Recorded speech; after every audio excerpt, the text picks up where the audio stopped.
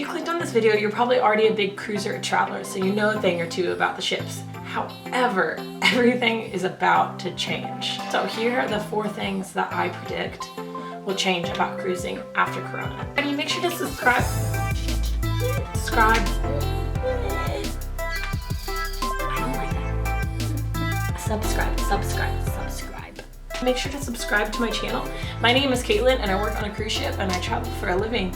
So I like to talk about all things travel, adventure, packing, tips. I'll talk about it all on this channel, so subscribe now so you don't miss out. Number 1, there will be frequent temperature checks.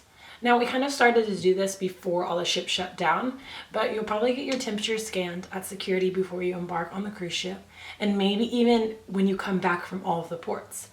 It actually wouldn't surprise me if they actually checked your temperatures out on the islands or the countries that you're going into as well, just as an extra precautionary measure.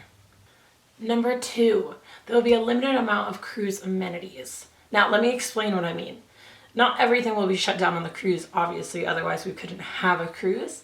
Now, we're talking items like board games or decks of cards, books from the library, anything that can be passed between passengers might just not be available at all.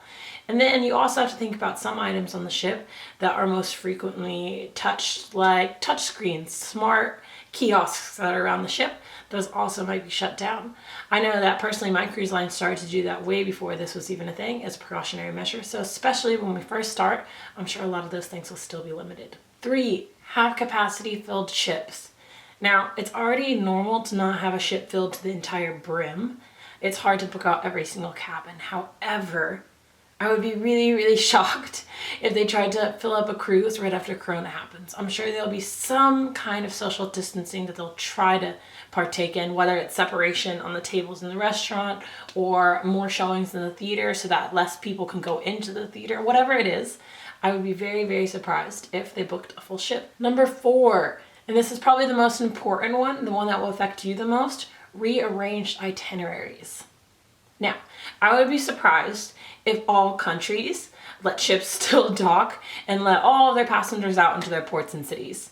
A lot of people are still very cautious, as they should be.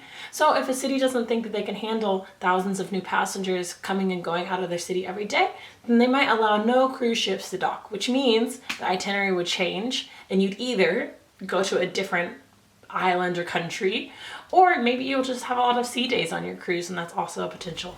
Now remember, I can't promise any of these things will or won't happen, but I'd be really surprised if they don't.